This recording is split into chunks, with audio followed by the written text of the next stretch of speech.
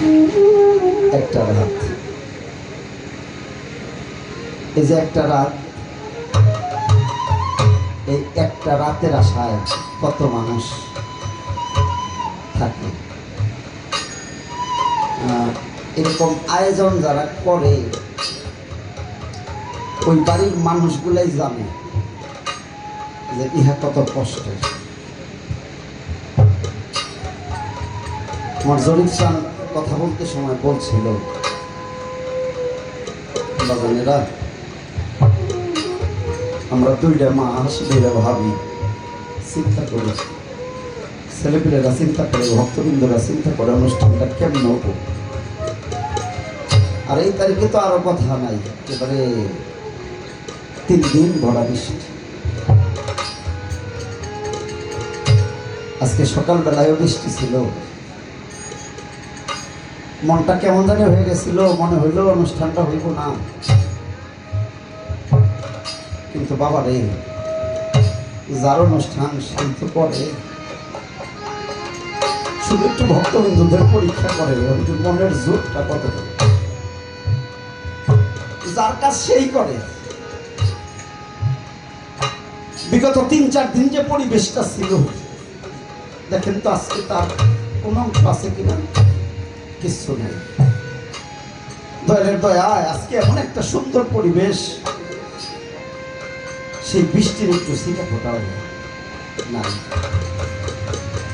কিন্তু ওই 3-4টা দিন আজকে সকাল পর্যন্ত এবারের প্রত্যেকটা মানুষের হৃদয়ের ভিতরে এমন একটা কম্পন চলতেছিল, হে দয়াল, তাহলে কি আমাদের এই বাৎসরিক অনুষ্ঠান হবে না?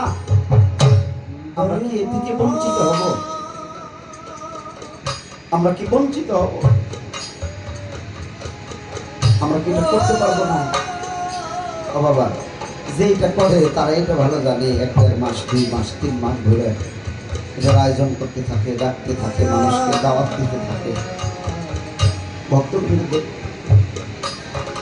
ভক্তবৃন্দদের ফোন করে জানাইতে থাকে, বাবা অমুক মাসের অমুক তারিখ তুই একটু আগে আসিস, বাড়িতে কত কাজ, কতজনকে দাওয়াত দিতে হবে, কতজনকে ডাকতে হবে, আগে আসিস। এরকম থাকে বাবা।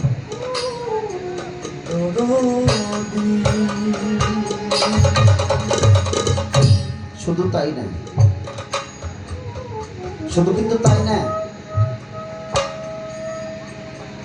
মুর্শিদ যখন ভক্তের বাড়িতে যায়, ভক্ত তখন নিজের ঘরটা সাজায়।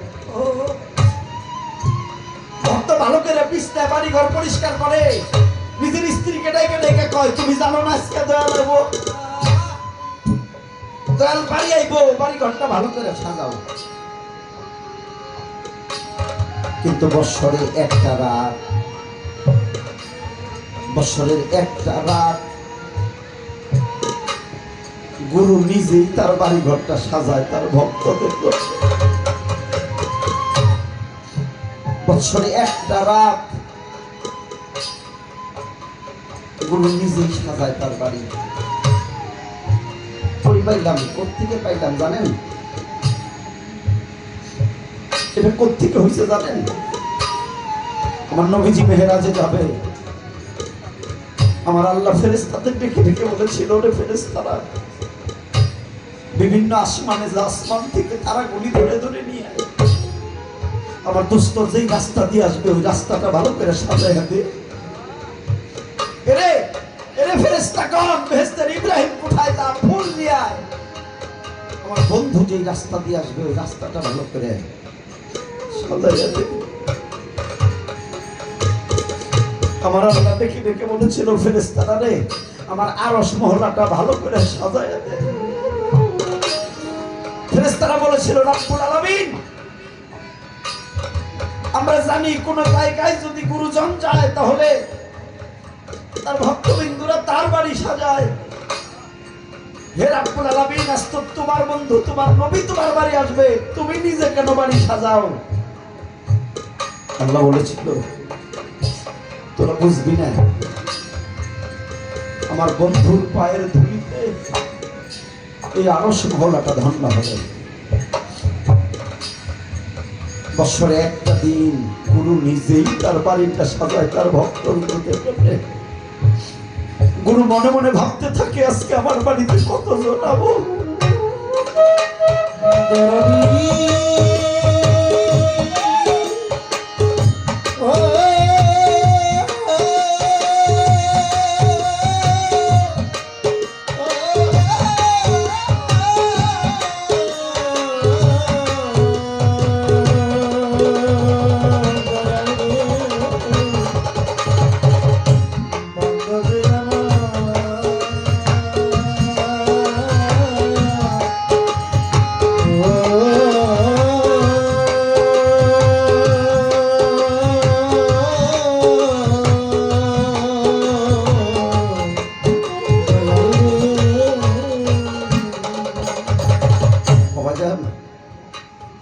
বসে বসে ভাবে আমার বাজানের আমার বাড়ি আইব, বাড়িঘরটা ভালো করে সাজাইতে হবে। শুধু কি তাই, কত লোকজন আসবে, কত সাধুগুলো আমার বাড়ি আসবে, জানি না কার চরণ ধুলিতে আমার জীবনটা ধন্য হবে। একটা তরিকার ভাই দয়াল বাড়ি আইসে আরেকটা ভাইয়ের দিকে তাকায়, একটা ভাই আর একটা ভাইয়ের দিকে তাকাইয়া চোখের পানি টলমল করে ডেকে ডেকে বলে, ভাই এরে তুই না আমার তরিকার ভাই, আই রে ভাই আমরা সঙ্গ করি,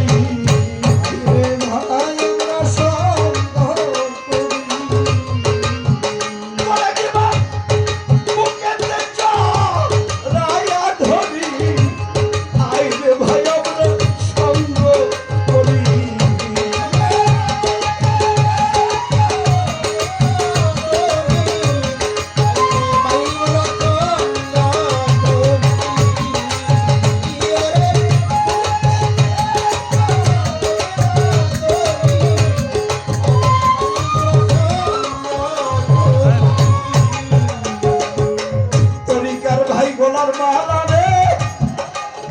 আমার নবীর মুখের বাণী, ভাইয়ে ভাইয়ে মুখ মিলাইলে রে, ভাইরে জোড়াই অন্তর খালি। তরিকার ভাই গলার মালা রে, আমার নবীর মুখের বাণী, ভাইয়ে ভাইয়ে মুখ মিলাইলে গো, ভাইরে জোড়াই অন্তর খালি।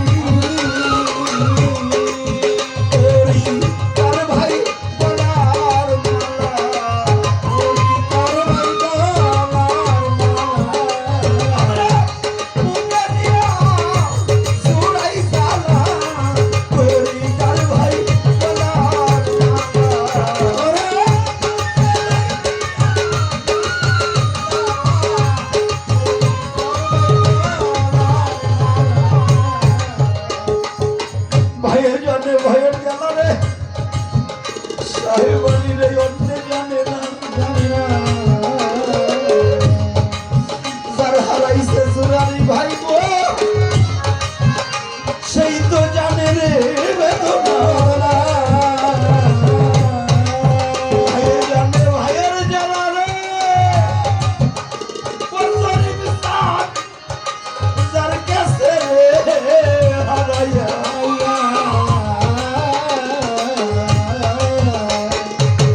রাস্তার ধারে বইয়ে কাঁদতে গো, সুরাহানা হইয়া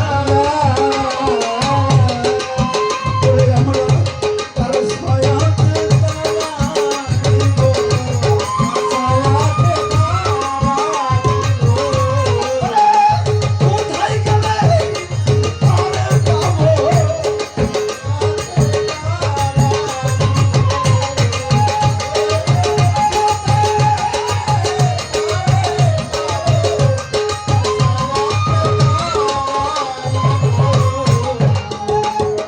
চান্দের বাজার লাগাইয়া রে অমন সুসান কোন মনে লুকাইনি,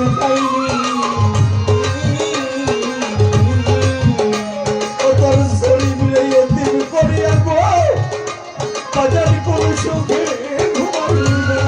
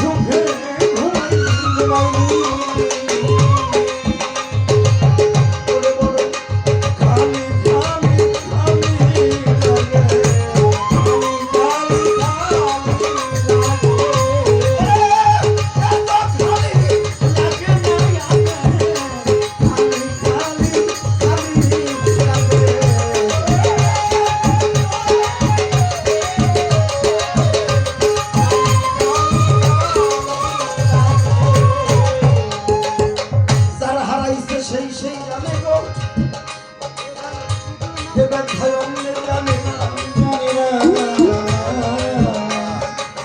জরিফ চান হারাইয়া গেলে রে তোরাই আর খুঁজিয়া পাবি না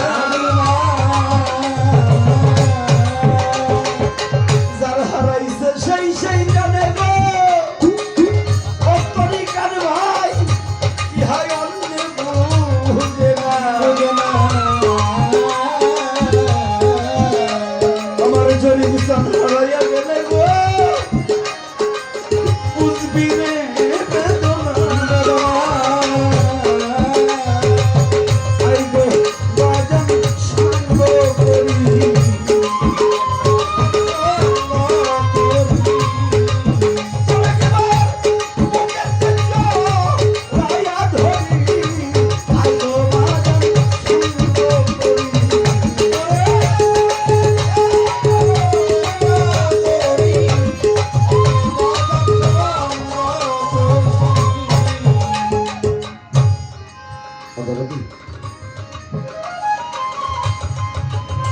ব্যথা সেই কেবল বুঝে যার হারিয়েছে এই কষ্ট সেই কেবল জানে যার জীবনে ঘটিয়াছে যিনি মুর্শিদ হারায় নাই তিনি বুঝিতে পারে কর্ম যে করে সেই জানে আরে গুরু যে কত রং কত লীলা কত খেলা দেখায় এটা কেবল গুরু আর ভক্তই জানে ভক্ত আর গুরু জানে ও বাবা এ যার জীবনে ঘটেছে সেই কেবল ভালো জানে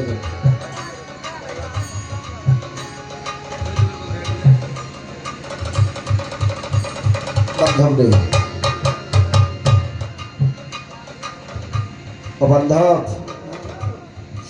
এ ভালোবাসার মর্ম কয়জন বুঝতে পারে কেমন করে বুঝবে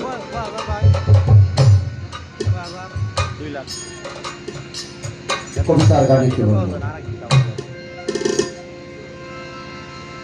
আজ বড় নিদানে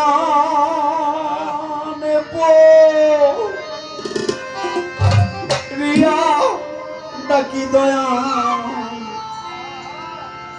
রহিলা কোথায় রে দয়া